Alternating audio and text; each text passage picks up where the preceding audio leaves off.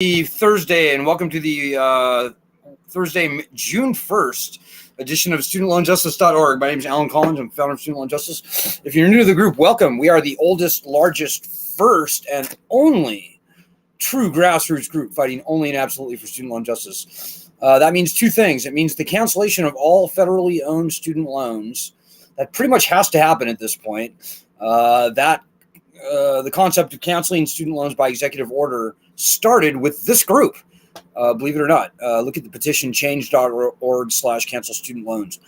But the second thing that we're fighting for, which is really the first thing, because everything depends on this, it turns out, is we're fighting for the return of bankruptcy protections to student loans. If you're new to the group, you're thinking, I don't want to file for bankruptcy. Nobody wants to file for bankruptcy. It's a terrible thing to have to do. But the founding fathers knew that bankruptcy was so important, they called for uniform bankruptcy laws, aka rights, in the Constitution, ahead of the power to declare war and ahead of the power to raise an army. And here we are 250 years later, and I'm here to tell you folks, hear me now, believe me later maybe, unless and until we get the leverage of bankruptcy rights returned to these loans, we're going to be begging Joe Biden or the next president forever to cancel loans.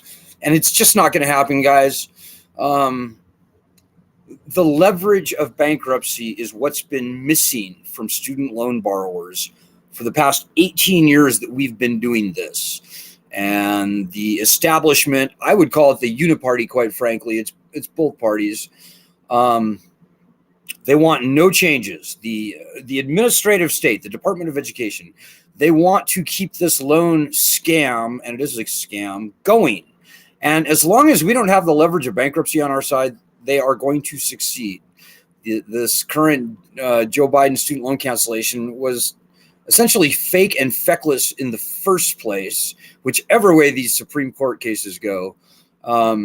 So the number one thing that we are fighting for, and that everybody with student loans, no matter what you want to see happen with your loans, whether you want cancellation, whether you want to make it through in one of the income-driven repayment programs, whether you want some fair negotiated settlement on your loans, whatever you want to see happen for your loans, we've got to get the right of bankruptcy returned as the founding fathers called for it 250 years ago. So I hope everybody's doing well out there in the world. I've got some bad news. We did a little tease tonight. We were going to have a special guest on tonight, Jackie Abron from Texas. Unfortunately, we're having some streaming issues with her. And so we're going to have to preempt that very important interview until hopefully no later than tomorrow. So stay tuned. But, I want to talk about Jackie, even though we can't have her on tonight. Jackie is a force of nature. We like going into the lion's den on this group. We're a working, fighting group, and we expect all of our members to be working and fighting. At a minimum, that means doing our daily actions, by the way. If you're new to the group, let me just dial that in for you. Our daily actions are extraordinarily important. We do them nearly every day. And if you've never done one of our daily actions, they're very quick and they're easy. You got to have a Twitter account. I would strongly recommend you go there, bit.ly/SLJ daily action, or just go to our website, look at the top. That will help get you on your way to being a very fine, fit, fierce, and feared student loan justice warrior. But more than that, we're asking everybody out there to get us into meetings with all members of Congress. This session in particular, we want to get into meetings with Republicans. We're also asking all of our members to get letters to the editor in their local newspapers published. Anybody can do it, and it's easy to do, and it helps tremendously. We've got over 1 million people in our group, guys, at least on paper. Can you imagine how strong it would be if not even 1 million, but if even 100,000, even 10% of our members were to get a letter to the editor published, or to get into a meeting with their elected officials? This problem would be solved, guys. We would overwhelm the bad guys on this issue, and we would be done. Student loans would be a thing of the past. Like, that's how much power we have on this group. I kid you not. And so Jackie Abron in Texas, she basically lives in the lion's den in Texas. And so, we're a fiercely nonpartisan group, but we have noticed some terrible things coming out of Texas. We hate the Democrats. We hate the Republicans. The Republicans are really vicious, though, I have to say. The Democrats have betrayed us. But there's some terrible people that come from, and they tend to be Republican, tend to be from the states of Texas, Indiana, North Carolina, and a few really bad ones from South Carolina as well. I don't know why that is, but it just is true. So our own fearless Jackie Abron in Texas. Let me just run down the list of accomplishments for you. In the past 4 months, Jackie has gotten somewhere between 15 and 20 letters to the editor published in newspapers across the state of Texas. She has been a little hurricane of student loan justice in the state of Texas. She has moved the ball single-handedly. She has moved the ball forward for us tremendously, particularly in one of the most important states in the union on this. So I salute you. She's also gotten us into many meetings with senators, with congressmen. And in fact, just this afternoon, she got into a face-to-face meeting with a congressman from Texas, a Republican, which hits all of our number one goals. And I was hoping to have her on tonight so she could tell us a little more about it and sort of what she did and sort of how she thought about it and so on and so forth. Now, I don't know if Jackie's a Republican or a Democrat. I've never even asked her. And by the way, we don't care what your political stripes are either. The way the political lay of the land is, this is not a partisan issue, guys. Fully half, in fact, more than half of everyone certainly who went to college are either Republican or independent. So in 2014, the Pew Research Center found roughly an even split between Republicans and independents and Democrats among people who had been to college, aka student loan borrowers. And the national trend has gone a little bit to the right since 2014. So if you look at current political affiliation trends, according to the Gallup poll, you'll see that the nation has shifted to the right just a bit since 2014. So it's no stretch to say that, in fact, most student loan borrowers are either Republican or independent. So you wouldn't know that watching the news or reading the mainstream media or looking at how Congress has their little food fights over this topic, but it's true. There's no good reason for Republicans to be so viciously opposing student loan cancellation, which is what they're doing right now. They're digging their own grave. It's absolutely idiotic. If I'm a political scientist, if I'm Karl Rove in Texas and I care about the Republicans winning in elections going forward, the very last thing I would be doing is having them circle the wagons around stopping student loan cancellation. It makes absolutely no sense. And so I digress a little bit, but let me just say, Joe Biden never wanted to cancel loans in the first place. Joe Biden, like many of the Democrats, loves the federal lending program. They love this predatory lending scam. And so the thing that the Republicans have been doing in recent weeks, months, and even over the past couple of years, it's basically just giving votes away for free to the Democrats. It makes no sense. So here's the good news, guys. Regardless of how the Supreme Court thing shakes out, the lending system is finished. We honestly don't care how the Supreme Court winds up ruling, because it's just not that important. If you owe $10,000, $20,000 or less on your student loans, you're not on our group, more than likely. So I'm sure it's important for a lot of people. I get that, but it certainly doesn't help the worst hurt borrowers, and it doesn't solve this problem at all. So here's the good news, guys. Nobody, not Republicans, not Democrats, certainly not in Congress, nobody will publicly argue against the return of bankruptcy rights to student loans. Almost nobody will. Maybe some of the worst, like Virginia Fox, might try, but there is no argument for it.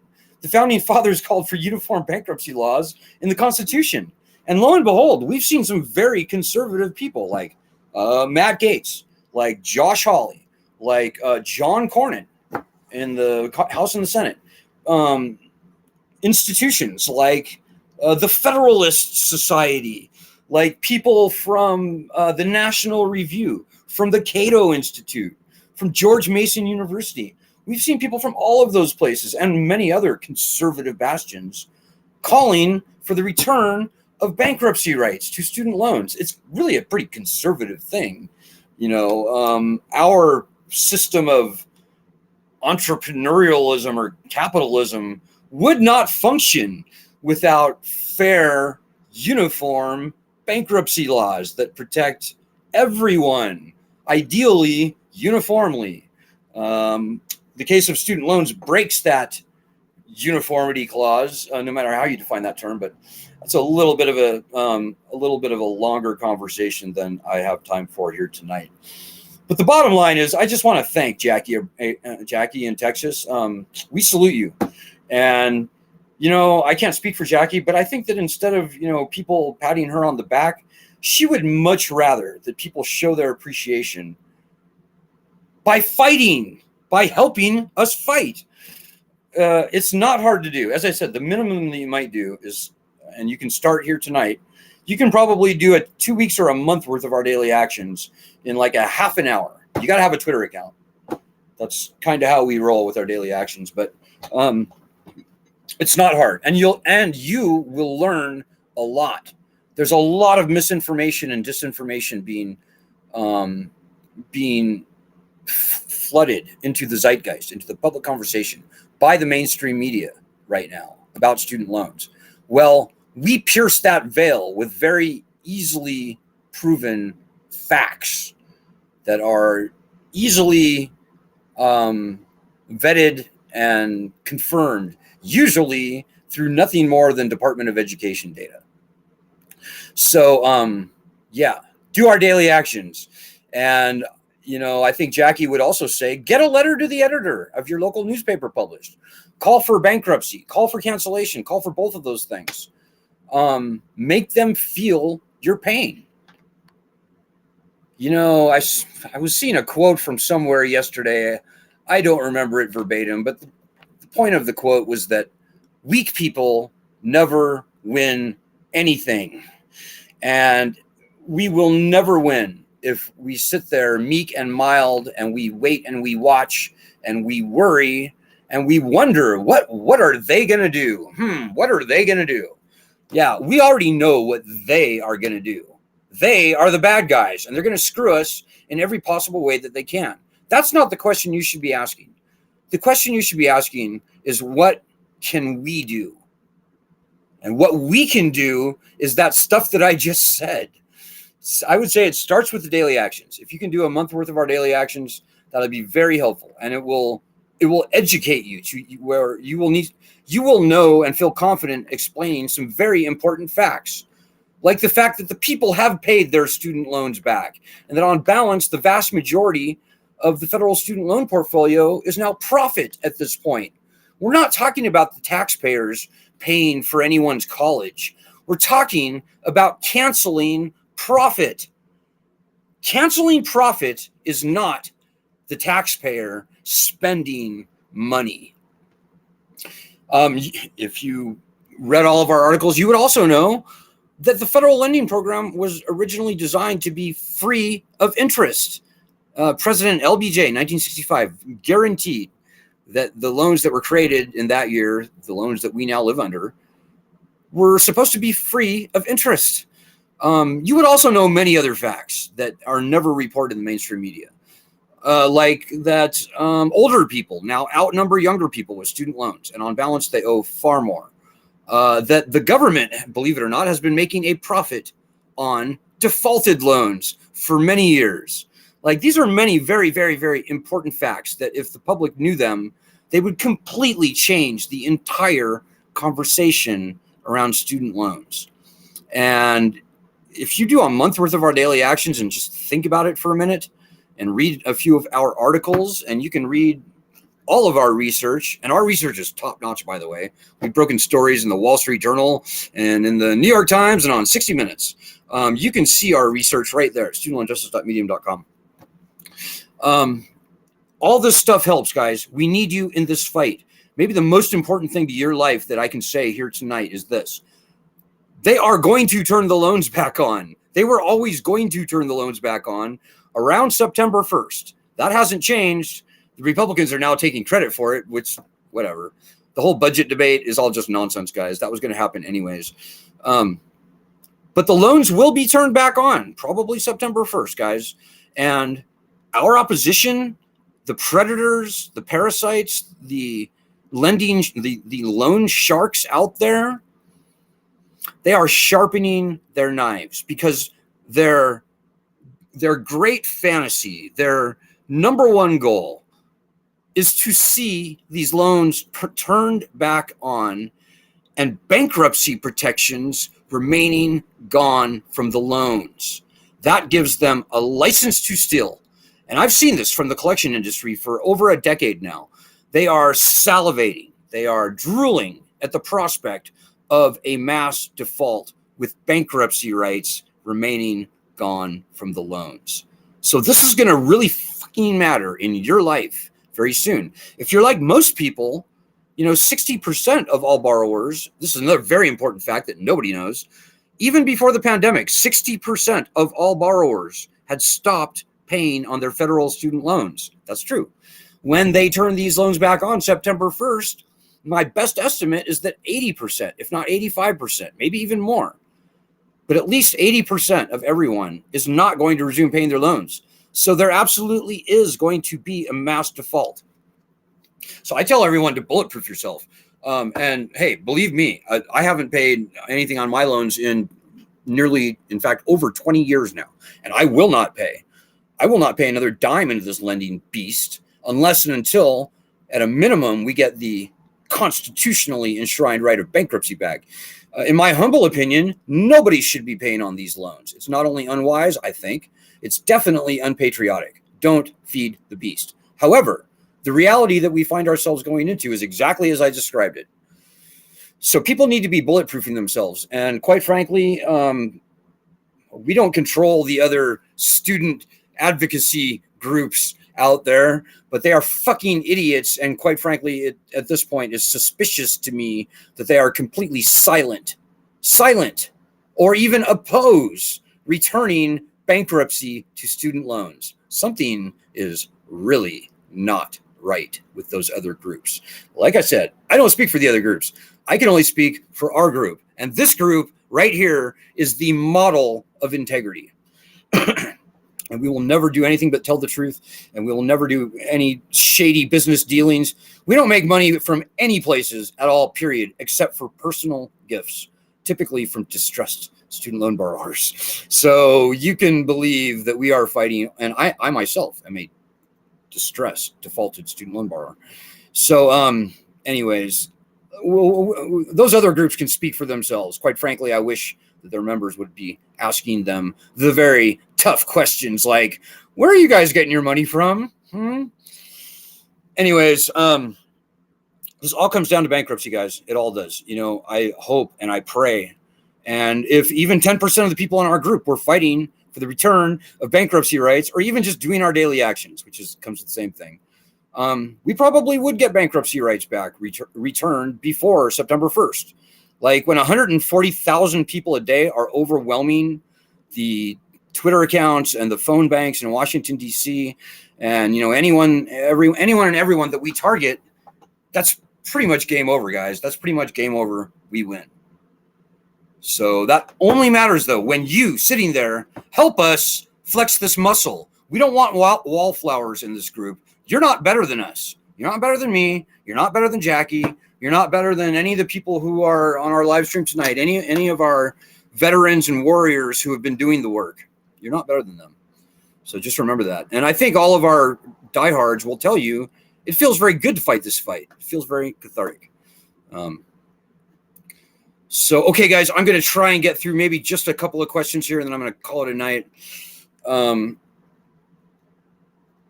I see EV Porter's with us tonight. So is Rob Miller. Hey, Rob. Rob makes the point that where do we point to fact checking when it comes to the taxpayer not being on the hook? That's a great question, Rob. Well, first of all, just as a definitional matter, all the money that the taxpayer was ever going to pay out for student loans was already paid out at the time that the loans were made, years or decades ago, in the case of older borrowers. So the president canceling student loans by executive order, it requires not one dime to be taken from the Treasury. No money has to be spent. And by the way, not one dime is also added to the national debt. So the taxpayer doesn't have to spend anything. Unlike PPP loans, unlike all the fiscal stimulus that we've seen, the Treasury does not have to pay out any money for that to happen. So the taxpayers absolutely are not on the hook. And also, even more to the point, because what our opposition likes to say is, oh, yeah, but we're canceling all this money they would have gotten in. That's a cost to the taxpayers. Well, it's not a true cost. What it is canceled profit. But even on that point, Rob, many years of repayment data show that the federal government has been getting repaid by the borrowers somewhere between $70 and $85 billion a year from us, the student loan borrowers. And not only that, the government, it's very well established, and the White House budget shows this quite clearly, that the government has actually been even making a profit on defaulted student loans since 2004 and before. So over the past 10 years, the government's been getting back, this is between $70 and $85 billion a year. It's only been lending out during those same years around 95 or so, maybe a little bit less, $billion. So even in lost revenue, even still, the government has made all its money back. Like all the money that the government has paid out for student loans, it has gotten nearly all, if not all, of that money back. So I hope that explains it. You can see federal Department of Education and other data that back up these claims if you just look at our Medium articles, and you can see a number of articles, one of which is the fact that, well, the headline is the vast majority of the federal student loan portfolio is profit. I think there's another one that's titled Why Student Loan Cancellation Will Cost the Taxpayers Nothing. And you can read the articles for yourself. And remember, guys, the trick that's being played on us here is our opposition is pointing to canceled profits. And they're going, look, the federal government was going to get back $1 gajillion on these loans in the next 10 years. Now they're going to get nothing back. So that's a cost. That's not a cost, guys. It's not a true cost. And think about it this way. Show me anywhere that the federal government makes a profit. Does the U.S. Army make a profit? No. Does the Department of Homeland Security make a profit? Does the Department of Agriculture make a profit? No. Fuck no. The government does not make a profit on anything. And so our opposition seem bound and determined. They are clinging to this tar boulder with both hands and for dear life. And, bless their heart. They are going to go down with that sinking ship. Because, as I said, when they try and turn these loans back on, almost nobody's going to pay. If even 20% of the people pay, I'll be surprised. So I see we've got some more comments, guys, but I'm out of time. I can't go on. I can't do this forever. Maybe one last quick shout out and a congratulations to Gordon Watts in Florida, who I see just jumped on our live stream. He was able to get a phone call in on C-SPAN today. Another thing that we're urging all of our members to do, by the way, everybody can get on into C-SPAN once a month. You can call in once a month. So good job, Gordon. And you yourself should be trying to get onto C-SPAN at least once a month. It's a working, fighting group, guys. If you're not working and you're not fighting with us, then you may as well leave because we don't want you here. We need fighters on this group. Fighters. This is a fight. So I hope that all makes sense to you. I hope that you all understand how strong we are. And I hope I'm giving you all some confidence. You know, everywhere we go and fight this battle, we win every skirmish. We win every single point. Everywhere we go, all the time.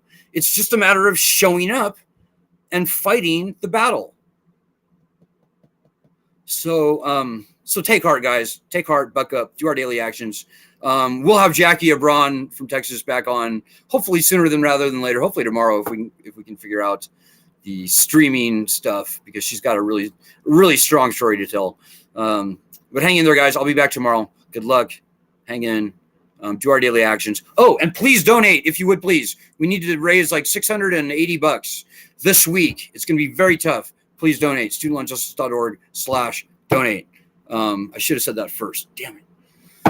Anyways, hang tough. We got this. Good luck. Godspeed, and God bless.